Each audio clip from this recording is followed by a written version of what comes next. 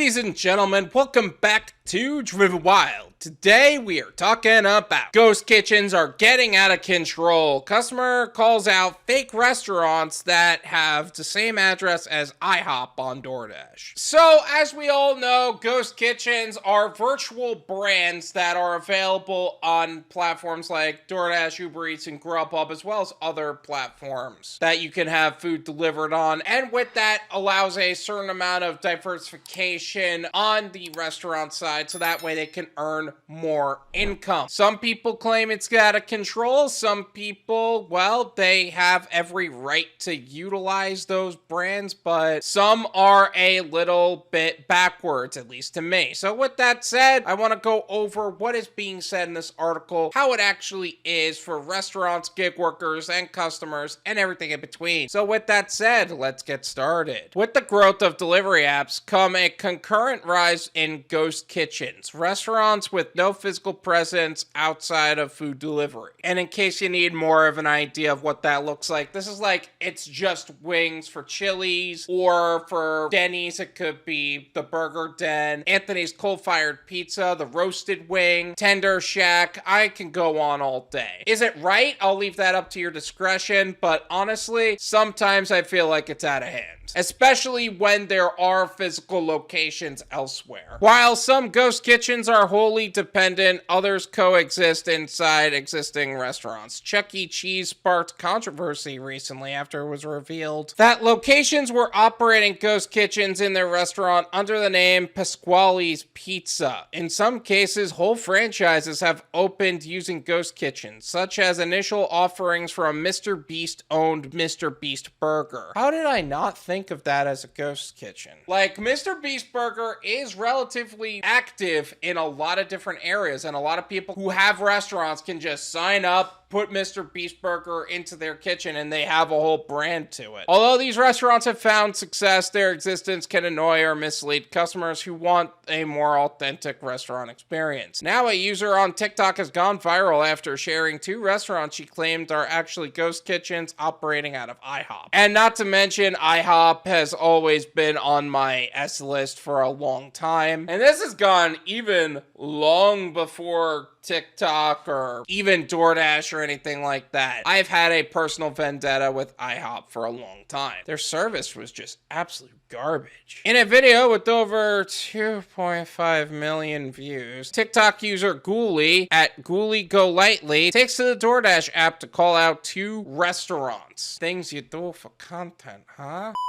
I'm going to leave her TikTok as well as her profile in the description so you can develop your own opinions on the subject. Look at the graphics. It's obvious, she says of the restaurants. Super Mega Dilla and Thrilled Cheese. Those are both IHOP. Both of these have the same address, and it's IHOP. Well, first off, I think a lot of virtual brands are absolutely obvious. Ghoulie is correct. Both Super Megadilla and Thrilled Cheese are virtual brands operated by IHOP. The Breakfast Diner announced the move in May of last year as a partnership with virtual restaurant provider NextBite. But as TikTok commenters pointed out, IHOP is not alone in exploring virtual kitchen ventures. My favorite is It's Just Wings and It's Chili's, haha, wrote one user referencing of Chili's virtual brands. It's Just Wings, Maggiano's, Little Italy. Maggiano's actually has physical locations, but if there is no Maggiano's near you, they have ghost kitchens available. I'm a Dasher and can confirm Cosmic Wings is run out of the local Applebee's. Alleged another, this is also correct. I don't know if it's really considered a bad thing at this point. I feel like every restaurant is going to have the physical location and then a handful of virtual brands, so that way they can make it on Doordash, UberEats, and Grubhub and actually make more money that way. I think that is smart, as opposed to doing what a lot of people are doing and trying to step away from gig apps entirely. Because at the end of the day, you gotta understand,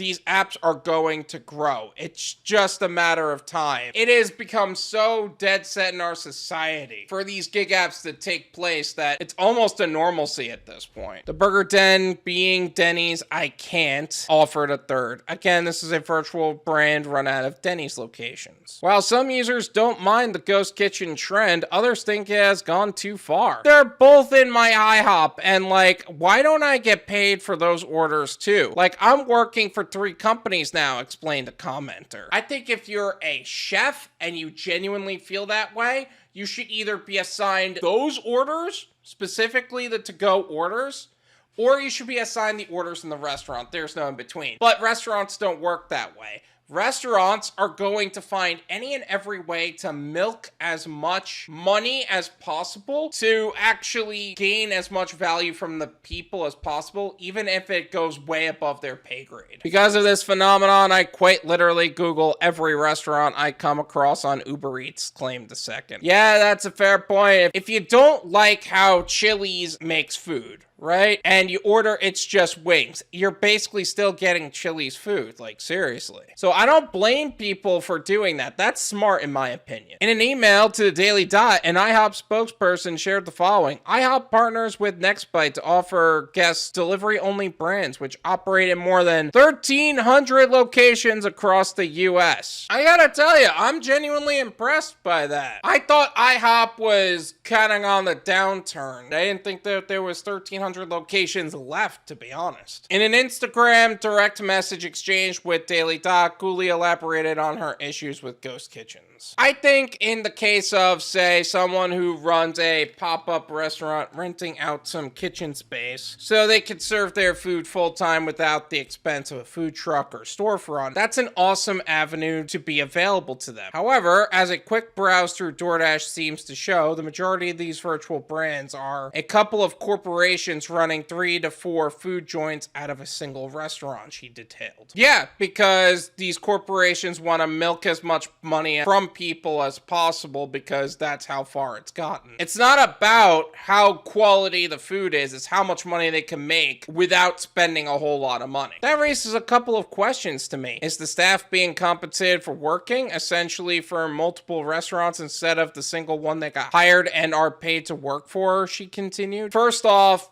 no, they are not being paid more for that. Second, is this person working for the company or is it working for the location? I feel like the answer can teeter-totter in either direction. But that being said, he's not going to be paid more. What are you talking about? If your boss won't give you a raise, what makes you think a restaurant, which is already on razor-thin profit margins, looking to raise those profit margins even just a little bit to actually pay them more? Like, seriously? Ghoulie claimed the people in her comment section discussing their experiences working at these chains running these virtual brands seem to indicate that they do not get additional tips or pay for this additional labor. And instead, these online orders disrupt the workflow and they have set up to serve customers that they were hired to serve, making their primary job more difficult. Again, this is my point. They're trying to milk as much money as possible. It doesn't matter how you get it done as long as you get it done. Another concern is even if the folks running these virtual brands are providing the ingredients for the staff of this other restaurant to use, as some comments seem to indicate, what motivation do they have to invest in quality when they essentially have no real repercussions for providing subpar food, Ghoulie said. You see, here's the difference between running a quality restaurant and running a business. And this is from a corporate point of view. If you provide a quality product and run a quality restaurant, you are going to have to take your time, actually provide quality food, and you're going to have to charge an expensive price for it. But again, it's worth it. But what they're looking at this from is a business point of view. It's not how quality the food is, it's how much food they could sell. And a lot of people are okay with just sending out subpar food because quality of delivery is going to be a lot less than the quality of in-person meals because for obvious reasons. And the other part of that is the bare minimum you really have to provide is it edible enough for a person to say, yeah, I can order it again? In fact, I would argue that as long as you're not changing the formula too much, it's going to sell. I remember actually going to a restaurant over here and I ordered fried galamad. For you not Italians out there, it's calamari. I hate the fact that I said that. But what they do around here is that they actually drizzle something onto the galamad, like a cheese sauce or something, or a chili sauce in some other places. In reality, if they just had the fried galamad and a cup of sauce, that's fine. And a lot of people would eat it, order it, and continuously come back again. But they want to remix it in their own way so they seem special. In my mind, I'm like, stop trying to reinvent a meal and give me the product I expected to order. Corporations saw that concept and said, okay, we could do that, and we could do that in mass because we have workers that we can actually exploit. That's why you would see a lot of people running 3 to 4 restaurants at a time in a single restaurant. She explained if a physical restaurant gets a reputation for bad food, that the word spreads and reviews pile up, but this place barely even exists as a real entity. But that's the point of putting it on Doordash, UberEats, and Grubhub. The reviews, people aren't even gonna see half the time. In fact, hang on a sec.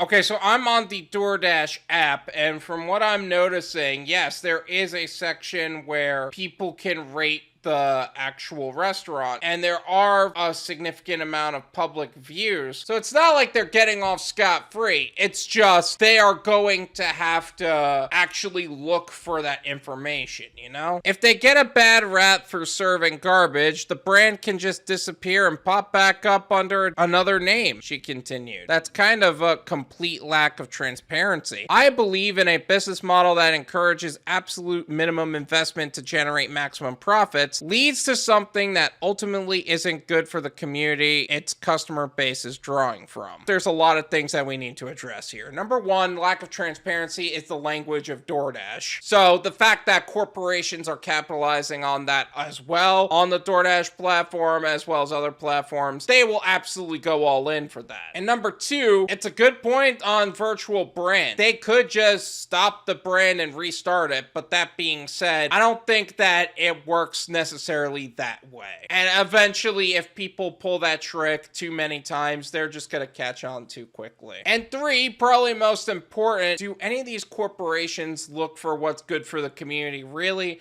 Or are they looking for just a way to make a lot of money really quickly? Let's be realistic about that. This is my opinion.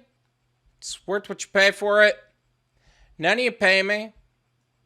There you go. On one hand, this is a great way for gig workers to stay busy, as well as a way for restaurants to diversify their income coming into the restaurant. Are you pushing your restaurant workers a little too hard in order to accomplish that? Yeah, but that's not really stopping a lot of restaurant managers thinking that way anyway. As far as the quality of food, as long as people are getting what they expect, it really doesn't make that much more of a difference. And I hate saying it that way because it comes across the wrong way, but it's a fact, man. As long as I know I'm getting the product I paid for, if I don't like the quality, I'll just go to someplace else, but at least I know I got the product I paid for. Now, is it going to affect the service itself? Like, people actually being able to do their jobs? Of course, but again, management teams and corporations don't think that way. They think, how can we maximize the profits we're making and reduce the cost as much as possible? Has it gotten out of hand to the degree to where somebody somewhere is going to stop it? No.